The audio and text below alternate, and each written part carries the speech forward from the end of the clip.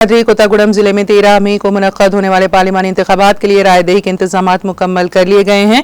इंतखाबी अमले की जानिब से डिस्ट्रीब्यूशन सेंटर से अपने अपने मुतालिका मराकज़ को पहुंचने का सिलसिला जारी है।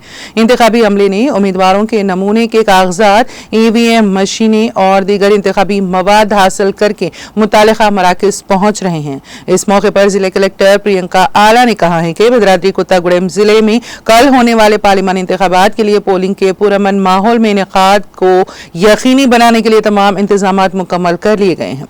जिले कलेक्टर प्रियंका आला, जिन्होंने भद्राद्री कोत्तागुड़म जिले के आशवाराव पेट में वाक़े एग्रीकल्चर कॉलेज के इहाते में EVM तकसीम मरकज का मुआयना किया और अमले को मुनासिब हिदायत दी।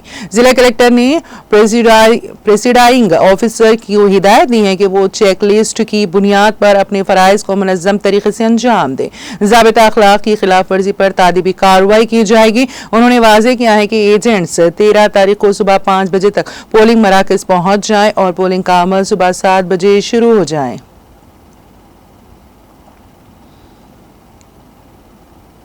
हल्के पार्लियामेंट ज़हीराबाद के इंतखाबात जो 13 मई को होने वाले हैं, इस सिलसिले में आज हल्के असेंबली नारायणखेड़ 237 पोलिंग स्टेशनों के लिए VVPAT से EVMs और दीगर मटेरियल्स के साथ मवाज़ियात में कायम करदा पोलिंग स्टेशनों को स्टाफ के साथ पुलिस बंदोबस्त की मौजूदगी में रवाना हुए। इस मौके पर assistant election returning officer Narayankhed Ashok Chakravarti और दीगर सरकारी ओहदेदारों ने गवर्नमेंट मॉडल डिग्री नारायणखेड़ से इंतखाबी अमले को रवाना किया।